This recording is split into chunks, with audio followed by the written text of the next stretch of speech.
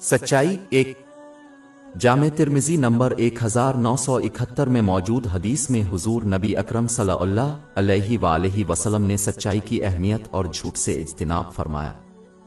पहला हिस्सा नसीहत करता है कि सच्चाई नेकी की तरफ ले जाती है जो बदले में जन्नत की तरफ ले जाती है। जब कोई शख्स सच्चाई पर कायम रहता है तो अल्लाह ताला इसे एक सच्चे शख्स के तौर पर लिखता है। ये नोट करना जरूरी है कि सच्चाई 3 सतहों के तौर पर। पहला वो है जब कोई शख्स अपनी नीयत और इखलास में सच्चा हो, यानी वो सिर्फ अल्लाह ताला की रजा के लिए काम करते हैं और शोहरत जैसे बातिल मकासिद के लिए दूसरों को फायदा नहीं पहुंचाते। दरहकीकत यही इस्लाम की बुनियाद है, क्योंकि हर अमल का फैसला नियत पर होता है। इसकी तस्दीक सही बुखारी नंबर 1 में मौजूद एक हदीस से होती है।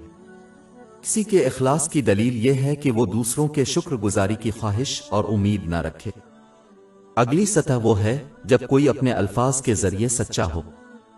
हकीकत में इसका मतलब है कि वो हर किस्म के ज़बानी गुनाहों से बचते हैं, न कि सिर्फ झूठ। जैसा कि दूसरे ज़बानी गुनाहों में मुलव्वस होने वाला हकीकी सच्चा नहीं हो सकता। इसके हुसूल का एक बेहतरीन तरीका जामे तिर्मिज़ी नंबर 2317 में मौजूद हदीस पर अमल करना है, जिसमें यह नसीहत की गई है कि इंसान अपने इस्लाम को सिर्फ इसी सूरत में बेहतरीन बना सकता है जब वो उन बातों में पड़ने से गुरेज करे जिनसे इसे कोई सरोकार नहीं।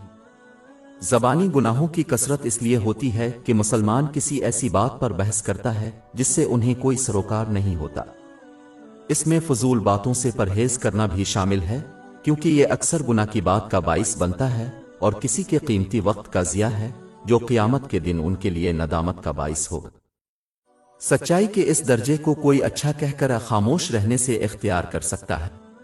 आखिरी मरहला अमाल में सच्चाई है। ये अल्लाह सुब्हाना व तआला की मुखलिसाना इताअत, इसके अहकाम की तामील, इसकी ममानतों से इज्तिनाब और रसूल अल्लाह सल्लल्लाहु अलैहि वसल्लम की रवायात के मुताबिक तकदीर पर सब्र करने से हासिल होता है, बगैर खुशामद उठाने या गलत तशरीह के। इस्लाम की तालीमात जो किसी की ख्वाहिशात के मुताबिक हों, उन्हें तमाम अमाल में अल्लाह ताला की तरफ से मुकर्रर करदा दर्जाबंदी और तरजीही तरतीब की पाबंदी करनी चाहिए। जो इस तरह का बर्ताव करेगा वो हर उस नेमत को इस्तेमाल करेगा जो उसे अल्लाह ताला की रजा के लिए दी गई है। सच्चाई के इन दर्जात के बरक्स यानी झूठ बोलने का नतीजा ज़ेर बहस मरकजी हदीस के मुताबिक यह है कि यह मसीयत का बाइस बनता है, जिसके नतीजे में जहन्नम की आग लग जाती है। जब कोई इस रवैया पर कायम रहेगा तो वो अल्लाह ताला की तरफ से बहुत बड़ा झूठा लिखा जाएगा। 3 दर्जात के मुताबिक, जिनका पहले जिक्र किया गया है, नियत में झूठ बोलने में अल्लाह ताला से बेनियाज होना और लोगों की खातिर नेक अमाल करना शामिल है। तकरीर में झूठ बोलने में हर किस्म की गुनाह वाली बात शामिल होती है। अमाल में झूठ बोलना गुनाहों पर कायम रहना भी शामिल है, जिसमें अल्लाह ताला और लोगों के हुकूक को पामाल करना शामिल है। जो झूठ के इन तमाम दर्जात पर मुहित है वो बड़ा झूठा है, और ये फैसला करने के लिए किसी आलम की जरूरत नहीं है कि क़यामत के दिन इस शख्स के साथ किया होगा जिसे अल्लाह ताला ने बड़ा झूठा लिखा।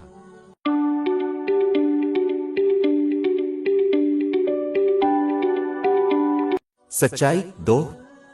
सही बुखारी नंबर 2749 में मौजूद एक हदीस में हुजूर नबी अकरम सल्लल्लाहु अलैहि वसल्लम ने तंबीह की कि झूठ बोलना निफाक का एक पहलू।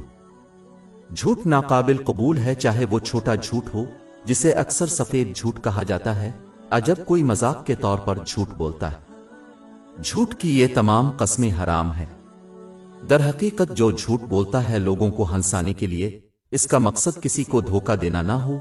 जामे तिर्मिज़ी नंबर 2315 में मौजूद एक हदीस में इस पर 3 मरतबा लानत आई है। एक और मशहूर झूठ जो लोग अक्सर ये मानते हुए बोलते हैं कि ये कोई गुनाह नहीं है, जब वो बच्चों से झूठ बोलते हैं। बिलाशुबा ये हदीस के मुताबिक गुनाह है, जैसा कि सुनन अबू दाऊद नंबर 4991 में मौजूद है। बच्चों से झूठ बोलना सरी हमाकत है, क्योंकि वो इस गुनाह की आदत सिर्फ बड़े से ही अपनाएंगे जो उनसे झूठ बोलेगा। इस तर्ज अमल से जाहिर होता है कि बच्चों का झूठ बोलना काबिल कबूल है, जबकि ये इस्लाम की तालीमात के मुताबिक काबिल कबूल नहीं है। सिर्फ इंतहाई नायाब और इंतहाई सूरतों में झूठ बोलना काबिल कबूल है। मिसाल के तौर पर, किसी बेगुनाह की जान की हिफाजत के लिए झूठ बोलना। جھوٹ سے بچنا بہت ضروری ہے، جیسا کہ جامع ترمذی نمبر 1971 میں موجود ایک حدیث کے مطابق یہ دوسرے گناہوں کا باعث بنتا ہے، جیسے غیبت اور لوگوں کا مذاق اڑانا۔ یہ طرز عمل جہنم کے دروازوں کی طرف لے جاتا ہے۔ جب کوئی شخص مسلسل جھوٹ بولتا ہے تو اللہ تعالیٰ اسے بہت بڑا جھوٹا لکھتا ہے۔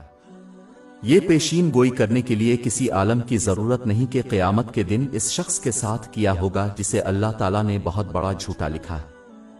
تمام مسلمان فرشتوں کی صحبت چاہتے ہیں، پھر بھی جب کوئی شخص جھوٹ بولتا ہے تو وہ اپنی صحبت سے محروم ہو جاتا ہے۔ در حقیقت جھوٹے کے منہ سے نکلنے والی بدبو فرشتوں کو ان سے 1 میل دور کر دیتی ہے۔ اس کی تصدیق جامع ترمذی نمبر 1972 میں موجود حدیث سے ہوتی ہے۔ جھوٹ پر اڑے رہنے والے کو معلوم ہوگا کہ اس سے ان کی نیت کے معنی متاثر ہوتے ہیں، وہ اللہ سبحانہ وتعالی کی رضا کے علاوہ کسی اور کے لیے نیک اعمال کرنے لگتے ہیں۔ اس سے دونوں جہانوں میں ثواب کا نقصان ہوتا ہے۔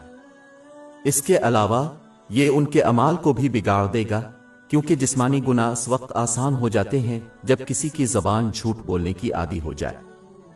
ہماری ویب سائٹ www.sheikhpod.com پر 400 سے زیادہ مفت ebooks, audio books, infographics, podcast اور بلاگ دستیاب ہیں۔